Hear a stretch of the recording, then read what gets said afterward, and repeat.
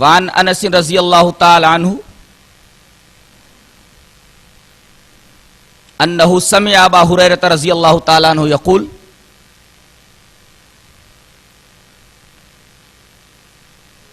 قال رسول اللہ صلی اللہ علیہ وسلم لو ان نہرا بباب احدکم یغتسل فیہ کل یوم خمسا ما تقول ذلك يبقي من درنی قالوا لا يبقي من درنه شيئا قال فذلك مثل الصلوات الخمس التي يمحو الله به الخطايا رواہ البخاری فی کتاب الصلاۃ فی باب مواقیت الصلاۃ۔ حضرت امام بخاری اس حدیث پاک کو کتاب الصلاۃ جہاں وقتوں کا بیان ہے نمازوں کے وہاں اس کو لائیں۔ حضرت ابو ہریرہ فرماتے ہیں کہ نبی کریم صلی اللہ علیہ وسلم نے ارشاد فرمایا ذرا بتاؤ کہ کوئی ایسا آدمی ہے جس کے گھر کے سامنے سے ایک نہر نکلتی ہے اور اس نہر کے صاف و شفاف پانی کے اندر ہر روز 5 مرتبہ نہاتا ہے، تو بتاؤ اس کے بدن کے اوپر میل کچل رہ جائے گا، درن رہ جائے گا؟ تو لوگوں نے فرمایا کہ اللہ کے رسول اس کے بدن پر میل کچل نہیں رہے گا۔ آپ نے فرمایا یہی حال 5 نمازوں کا ہے، ان 5 نمازوں کے ذریعے اللہ تبارک و تعالی لوگوں کے خطایا معاف کرے گا، لوگوں کے گناہ معاف کرے گا۔ یہ حدیث بتا رہی ہے کہ نمازوں کے ذریعے لوگوں کے خطایا، لوگوں کے گناہ اللہ تبارک و تعالی معاف کرتا ہے۔ جیسے آدمی نہر میں 5 مرتبہ نہائے تو بدن کے اوپر میل کچیل نہیں رہ جائے گا، وہ میل کچیل سے صاف ہو جائے گا، ایسے ہی اگر آدمی 5 نمازوں کی محافظت کرتا ہے تو گناہوں سے بالکل پاک کر دیا جائے گا، دھل دیا جائے گا۔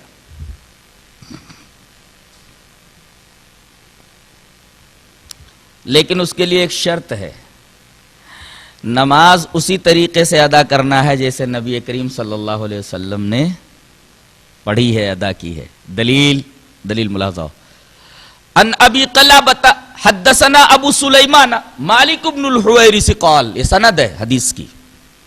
ان ابی قلابۃ حدثنا ابو سلیمان مالک بن الحویرث رضی اللہ تعالی عنہ قال قال لنا رسول اللہ صلی اللہ علیہ وسلم صلوا كما رأيتموني اصلي فاذا حضرت الصلاة فليؤذن لكم احدكم وليؤمكم اکبركم، رواہ البیہقی فی السنن الکبریٰ۔ حضرت امام بیہقی اس حدیث پاک کو سنن الکبریٰ میں لائے ہیں، یہ سنن الکبریٰ کے الفاظ ہیں اور پوری حدیث ریفر کر دی گئی ہے۔ حضرت ابو قلابہ سے روایت ہے، وہ کہتے ہیں کہ ہم سے حدیث بیان کیا ابو سلیمان نے۔ ابو سلیمان کہتے ہیں کہ مالک ابن حویرث جو صحابی ہیں، یہ وہی صحابی ہیں جو رفع الیدین کی روایت کرتے ہیں۔ مالک ابن حویرث یہ کبھی مان لائیں؟ سن 9 ہجری کے اندر ہی مان لائیں، اور نبی کریم صلی اللہ علیہ وسلم کا 1 سال کے بعد انتقال ہو گیا۔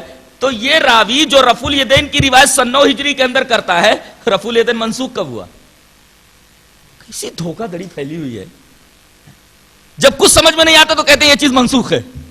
بھئی نسخ کے لیے بھی دلیل ہونی چاہیے، کوئی چیز پہلے تھی بعد میں نہیں رہی، بعد میں نہیں رہی، اس کا ناسخ کیا ہے، اس منسوخ کا ناسخ کیا ہے؟ تو حضرت ابو قلابہ روایت کرتے ہیں کہ ہم سے حدیث بیان کیا ابو سلیمان نے، وہ کہتے ہیں کہ ہم سے بیان کیا مالک ابن حویرث نے کہ نبی کریم صلی اللہ علیہ وسلم نے ہم سے کہا، قال لنا رسول اللہ صلی اللہ علیہ وسلم، رسول اللہ صلی اللہ علیہ وسلم نے ہم سے فرمایا کیا؟ صلو کما رأیتمونی اصلی، تم لوگ ویسے ہی نماز پڑھو جیسا کہ تم مجھے پڑھتے ہوئے دیکھ رہے ہو۔ یہ حکم کس کے لیے ہے؟ یہ حکم دنیا کے تمام مسلمانوں کے لیے ہے، عرب والوں کے لیے بھی ہے، عجم والوں کے لیے بھی ہے، مدینہ والوں کے لیے بھی ہے، مکہ والوں کے لیے بھی ہے، ہندوستان والوں کے لیے بھی ہے، پاکستان والوں کے لیے بھی ہے، اندلس والوں کے لیے بھی ہے، دنیا کے تمام لوگوں کے لیے۔ اور کب تک کے لیے یہ حکم ہے؟ قیامت تک آنے والے لوگوں کے لیے ہے۔ اب سوال یہ ہے کہ نبی نے تو یہ کہا کہ نماز تم سب، جو میرے زمانے میں ہو وہ بھی سن لو، جو بعد میں آنے والے ہو وہ بھی سن لو، جو قیامت کے قریب آنے والے ہیں وہ بھی سن لیں، کہ اسی طریقے سے نماز پڑھنا ہے جس طریقے سے مجھے تم لوگوں نے نماز پڑھتے ہوئے دیکھا ہے۔ بعد میں آنے والے دیکھیں گے کیسے؟ ہم لوگوں نے دیکھا ہے؟ نہیں دیکھا ہے۔ کن لوگوں کے کہنے کے اوپر ہم یہ عمل کر رہے ہیں؟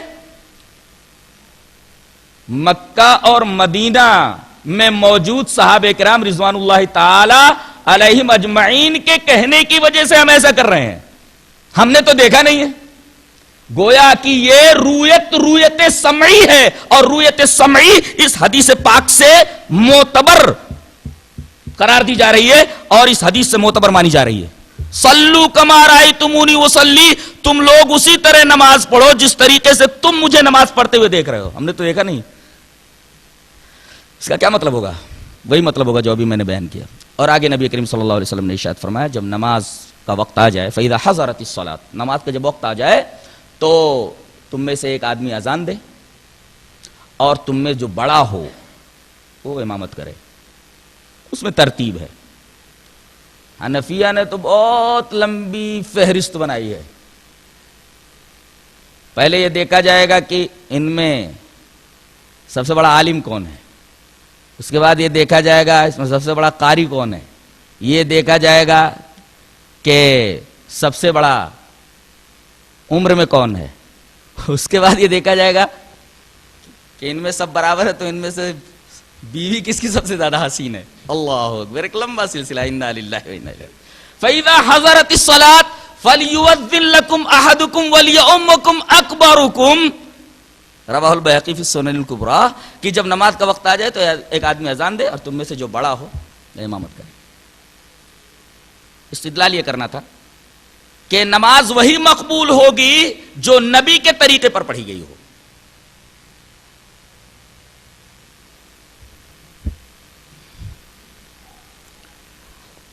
اگر نبی کے طریقے پر نماز نہیں پڑھی گئی ہے تو ہم تو یہ نہیں کہہ سکتے کہ بھئی وہ نماز ہوئی کہ نہیں ہوئی، لیکن اتنا کہیں گے کہ یہ نماز خلاف سنت ہوئی ہے.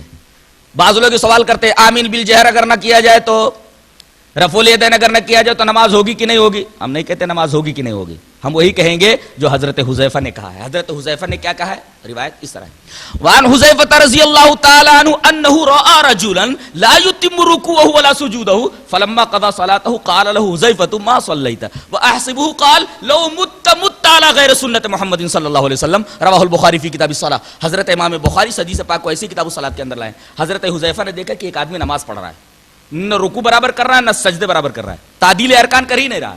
ہمارے ہاں تعدیل ارکان نماز کے لیے شرط ہے. اگر تعدیل ارکان نہ پایا جائے تو اذا فات الشرط فات المشروط، اگر شرط نہیں ہے تو مشروط بھی نہیں، نماز نہیں ہوگی.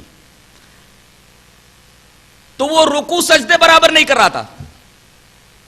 جب نماز ختم کر چکا تو حضرت حذیفہ نے اسے بلایا، کہا کہ کیا کر رہے تھے؟ نماز پڑھ رہا تھا. بولے ایسی نماز تو نے نماز نہیں پڑھی. اور آخر میں آپ نے فرمایا لو مت علی غیر سنت محمد صلی اللہ علیہ وسلم، اگر تو ایسی نماز پڑھتے ہوئے مر گیا تو کم سے کم تیری موت تو سنت رسول پر نہیں ہوگی. یہ روایت بخاری میں اتنی ہی ہے، لیکن مسند احمد میں قدر تفصیل ہے. مسند احمد میں یہ ہے کہ حضرت حذیفہ نے اس آدمی سے پوچھا یہ نماز کتنے سالوں سے تو پڑھ رہا ہے؟ اس آدمی نے کہا اس طریقے کی نماز میں 40 برسوں سے پڑھ رہا ہوں. حضرت حذیفہ نے فرمایا 40 سال سے تو نے نماز نہیں پڑھی. تو نماز اگر نبی کریم صلی اللہ علیہ وسلم کے طریقے پر نہیں ہے تو وہ نماز خلاف سنت ہے، سمجھو ہوئی ہی نہیں.